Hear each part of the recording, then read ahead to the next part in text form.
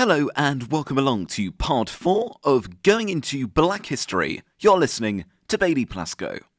So far in this podcast series, we've looked at education, music, history, and today we're looking into sport and to those black athletes that have made the history books, both for the right and for the wrong reasons.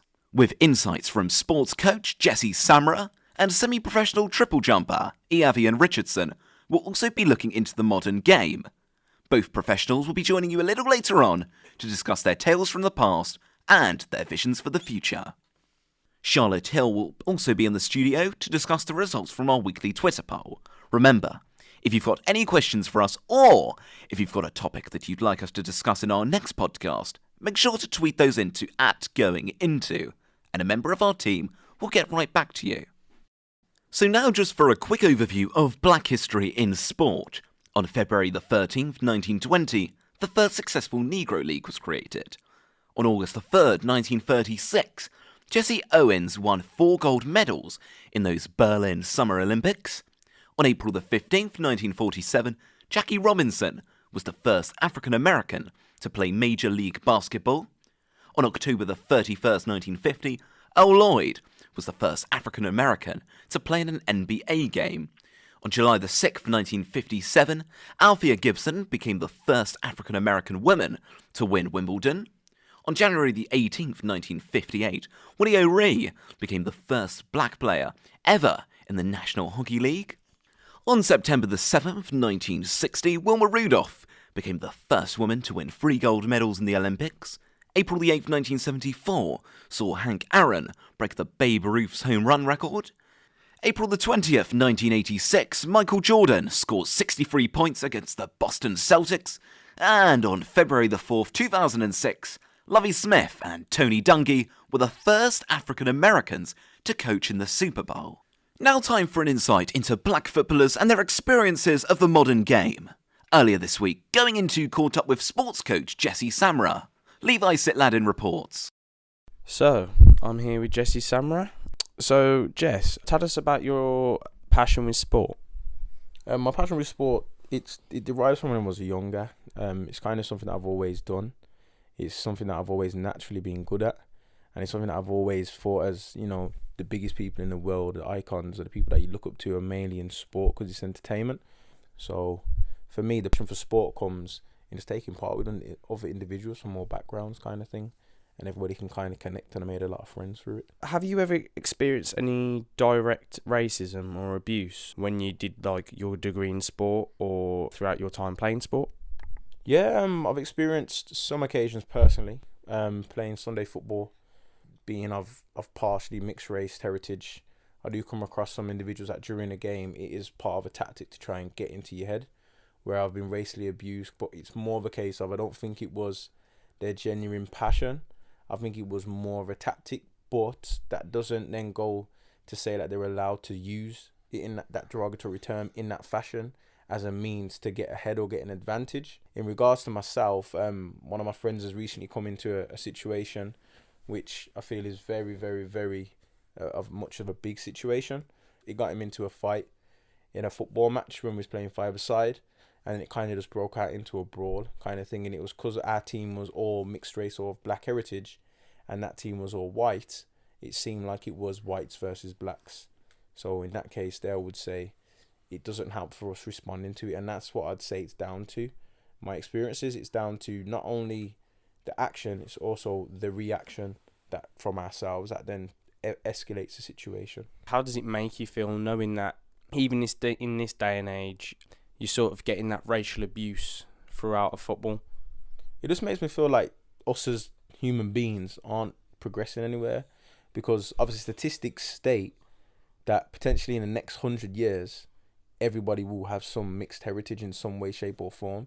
Because if you go back and further back, it doesn't matter whether you're Irish, doesn't matter whether you're black, you're white, you're Indian, Chinese, someone's got something in their lineage. So it's a case of, in order to move forward, it's a case of why treat everybody like we're different when we're literally the same? We're a human race. That's the only race that there is. Black isn't a race. White isn't a race. It shouldn't be a colour. It shouldn't be down to the colour of your skin then depicts how you act or how you are, whether you eat a certain type of food, whether you listen to a certain type of music or wear a hoodie a certain way.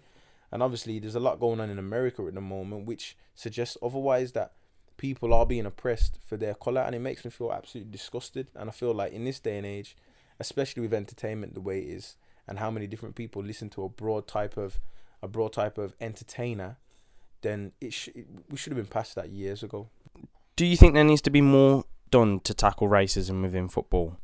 I do feel more needs to be done in football, especially. I wouldn't say it's more so from the players, because I feel like players these days have to be accountable for their actions and they don't want to ruin their careers. Obviously, you got like John Terry that nearly damaged his full career, and then you got Suarez that nearly damaged his career as well. But I feel like the main responsibility needs to be put down onto the fans. Heavy bans need to be put onto fans. Fines need to be put onto clubs. And I think if players are going to come in there, especially I think there was a game with Balotelli years ago where the fans were chanting the monkey in Italian. And I don't think much was done to the fans because it was his home team that were doing it to him. But I do feel the FA needs to take a bigger stance on heavy punishment on the fans, because if you start putting heavy punishments on the fans, and the fans are going to start feeling like, okay, then I may feel like that, but I can only feel like that within my own home or within a controlled environment with their own people. And that's fair. If you're in your own home, you can act and have your own views and your own opinions. But when you're out and obviously you're coming to support somebody, at the end of the day, you're calling one player a monkey when you've got black players on your own team. So for me personally, I think like they need to bring in some ban kind of structure in place, and potentially they need to be scanning people's passports or some form of ID like they do in nightclubs. So then rather than having to chase that individual, you've automatically got their identification of who they are and where they derive from straight away. So what does Black History Month mean to you? Do you like the fact that there is a point where we are recognised and people nowadays are taking more and more kind of attention towards black history? So I do like the fact that it's celebrated, but I just don't like the fact that it's celebrated only for a month. And I do believe that we deserve a bit more, basically, in regards to history and what we've done for history. Now it's time for that part of the podcast that you've all been waiting for. Charlotte Hill is alongside me, and it's now time to reveal the results to those polls that we posted out on our Twitter feed earlier on in the week. Thank you, Bailey. That's right. In anticipation for today's podcast, we tweeted out 4 quotes from black sportsmen and sportswomen. All you guys at home had to do was select who said that quote. That sounds simple on paper, but let's see what the guys at home said. Charlotte, take it away. The first quote we tweeted was, "We all have dreams. In order to make those dreams come into reality, it takes an awful lot of determination, dedication, self-discipline and effort." And the options given were Jesse Owens and Hank Aaron. The poll was split 60 to 40%, and I can now reveal that those who voted Jesse Owens were correct. That's right, this quote came from Jesse Owens, the world record-setting Olympic athlete who won 4 Olympic golds at Hitler's Olympic Games in Berlin in 1936. He maintained a dignified stance on civil rights despite enduring discrimination during his life. Charlotte, back to you. Our second quote of the week was, "I always wanted to be somebody. If I made it, it's half because I was game enough to take a lot of punishment along the way, and half because there was a lot of people who cared enough to help me." And the options given were Serena Williams and Althea Gibson. The poll was in fact split 82 to 18%, and I now can reveal that those who voted Althea Gibson were correct this time. For those of you that are radiant, Althea Gibson, she became the first African American to play in the Wimbledon Championships and actually became the first to win, being an African American. She broke the colour barrier, allowing other black tennis players like Serena Williams to pursue their careers. On to our third quote of the week, and options given for this one were Usain Bolt and Wilma Rudolph. The quote gave to you guys were, "Never underestimate the power of dreams and the influence of the human spirit. We are all the same in this notion. The potential for greatness lives within each of us."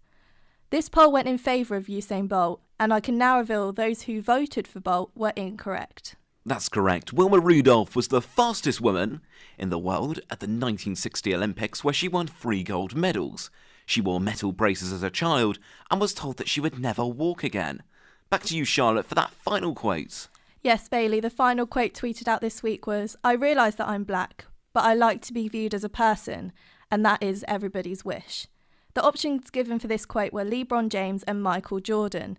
Now, it's funny because the poll was actually split 50-50. However, this quote did in fact come from Michael Jordan. Yes, Michael Jordan, born in 1963, is considered the greatest basketball player of all time.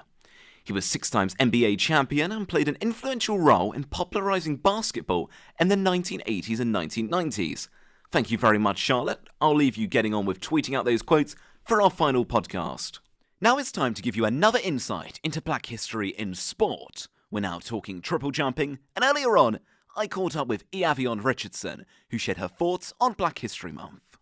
Hi Avion, how are we this morning? I'm good, thank you. Alrighty, so we're just going to ask you a few questions. So, the sport you're in, triple jumping, tell everyone that's listening a little more about it.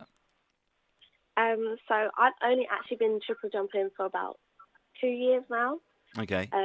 It's a hop, step, jump into the sandpit. Okay, and obviously you're semi-professional at the moment, aren't you?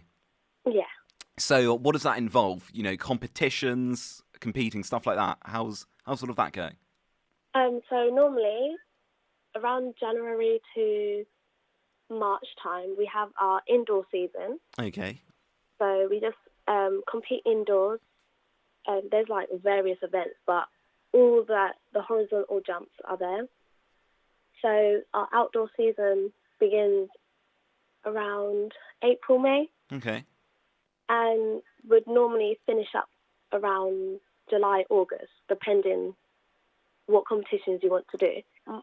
Normally mine would consist of like regional champs going into national champs, and then if you have like qualifying standards for international competitions, then you would qualify and go to them sort of competitions. So this year we have European under-23 champs. Qualifying standard would be around 13, 20 maybe.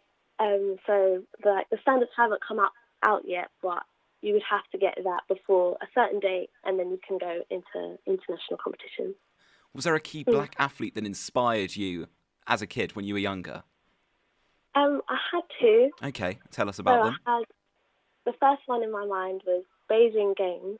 Shelly-Ann Fraser-Price. Yeah. She's a 100-metre sprinter from Jamaica. The only reason why she captured my eye was because she was so young, so small, and it just like reminded me of myself. And I was like, if she can do it being that small, like I can do it too. And then the second one is Jessica Ennis. Jessica Ennis, of course.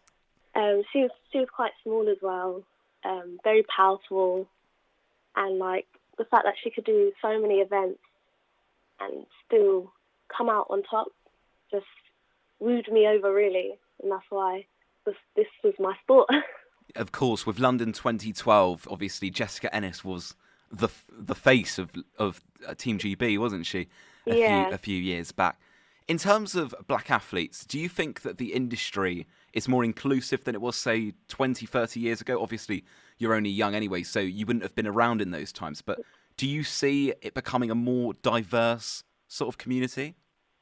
Definitely a more diverse community. The other day, there was like a celebration of a black athlete who was champion, and that was very like exciting for black people because that was like the start of being involved in the sport, being recognised as a great athlete instead of just a black person. Yeah, of course. Looking at the positives of having black athletes rather than, people, building criticism, which is what I was leading on to. Have you faced, may I ask, any, negative, have you had any negative experiences within the athletic industry?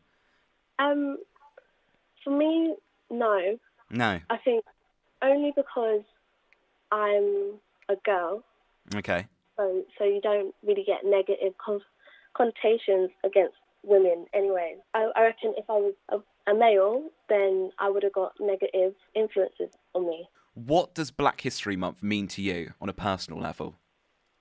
On a personal level, it just means that we're one community, and it's nice to celebrate just us, like coming from such bad times to where we are now. It's just a nice little celebration and a nice review of our history, basically. Semi-professional treble jumper Iavian Richardson there.